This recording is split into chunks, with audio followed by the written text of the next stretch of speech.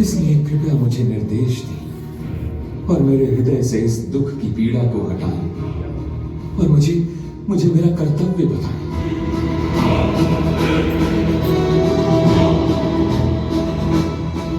कृष्ण अर्जुन के आध्यात्मिक गुरु होने की भूमिका को स्वीकार करते हैं और अर्जुन को आत्मा की प्रकृति की शिक्षा देते हैं।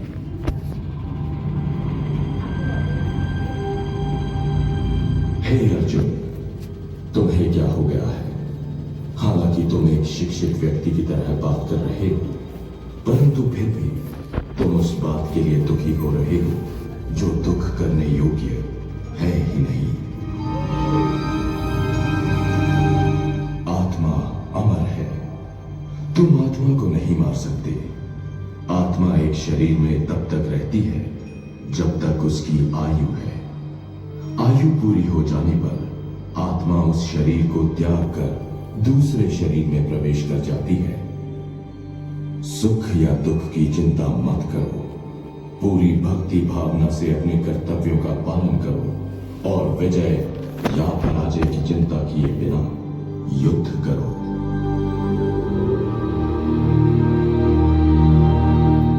इस अद्भुत वार्तालाप को भगवद गीता के रूप में जाना जाता है और इसका विषय आज के बिंदु मात्र हूं। ईश्वर एक भौतिक शरीर का निर्माण करता है।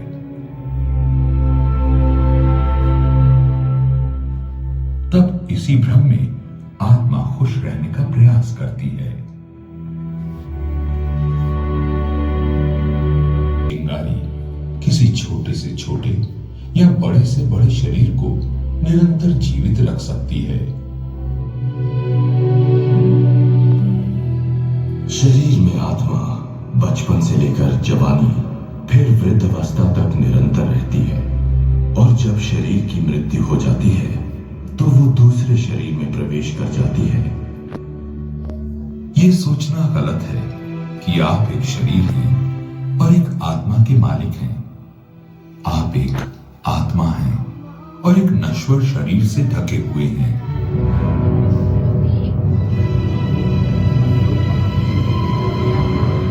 विश्व की अधिक से अधिक समस्याएं शरीर में आत्मा की गलत पहचान करने के कारण है।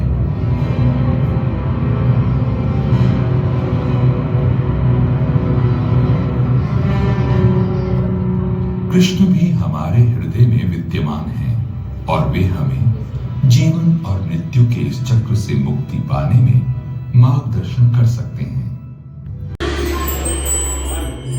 कि शरीर अनित्य है और आत्मा अमर है। इसी तरह वे दूसरों की मदद करने का प्रयास करते हैं और शांति व खुशी से रहते हैं।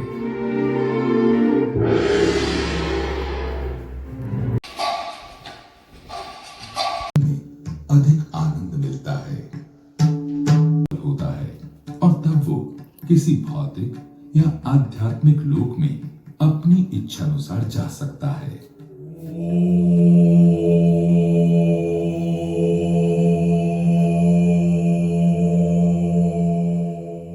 गहन योगी कई वर्षों तक लगातार एकांत स्थान पर बैठकर योग करते हैं। ऐसा करते समय उनका शरीर, गला और सिर सीधा होता है। वे बाहरी विषयों को बाहर ही रखता है, अपनी दृष्टि को दोनों भुवों के बीच में केंद्रित करता है। तब वो अपनी बाहर से अंदर आने वाली सांसों का संतुलन बनाते हुए मन पर नियंत्रण रखता है।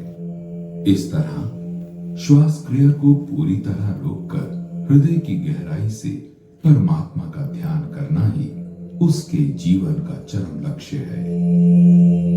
योग मन और इंद्रियों को व्यवहारिक रूप से ईश्वर की सेवा में रखता है और इससे अच्छे या बुरे सांसारिक बंधन उत्पन्न नहीं होते।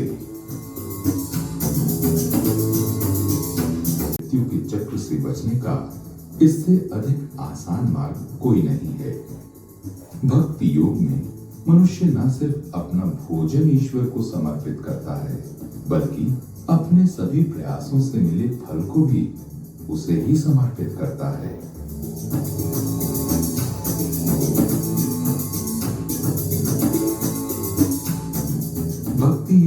विशेषकर इस युग के लिए उपयुक्त है, जिसमें मानव जीवन कम है।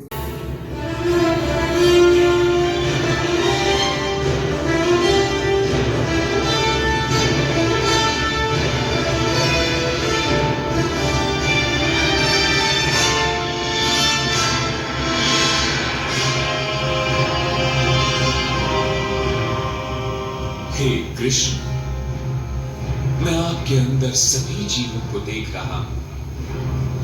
मैं ब्रह्म को देख रहा हूं। मैं कई रूपों, मुखों और आंखों को अंतहीन बढ़ता हुआ देख रहा हूं। आप असीम हैं। आप आदि पुरुष हैं और आपका आदि, मध्य तथा अंत नहीं है। आप ग्रहों तक, आकाश तक तथा बीच के स्थान में संपूर्ण विश्व में व्याप्त होकर अपना अनंत प्रकाश फैला रहे हैं।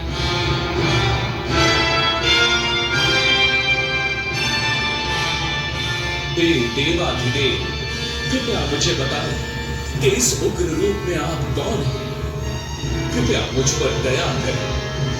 मैं आपका उद्देश्य जानना चाहता हूं।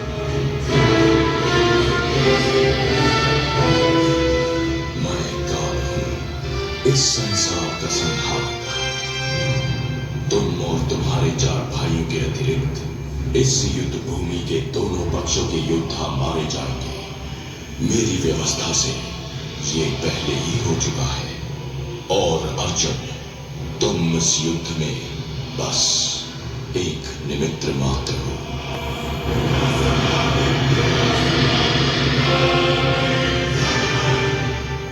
हे अनंत शक्तिशाली, आप इस संपूर्ण जगत के पिता हैं। आपसे बढ़कर या आपके समान को ये समाप्त हो। अब शांत मन से मेरी 2 भुजाओं वाले मूल रूप को देखो।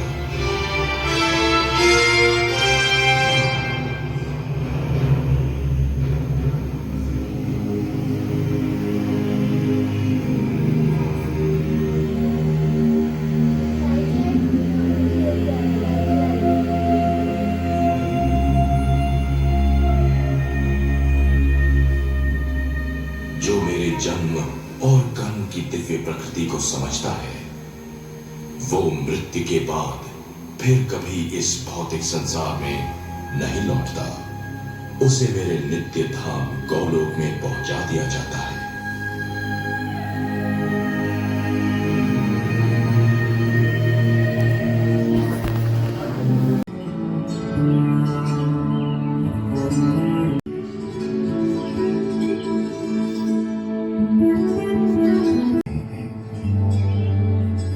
आध्यात्मिक जगत में प्रत्येक व्यक्ति का कृष्ण के साथ बहुत ही मधुर प्रेम का संबंध है। हम सभी में ईश्वर प्रेम की इस पराकाष्ठा तक पहुंचने की क्षमता है और कृष्ण उसकी सहायता करने का वचन देते हैं, जो इस प्रेम को पाने के लिए वास्तव में प्रयत्नशील हैं।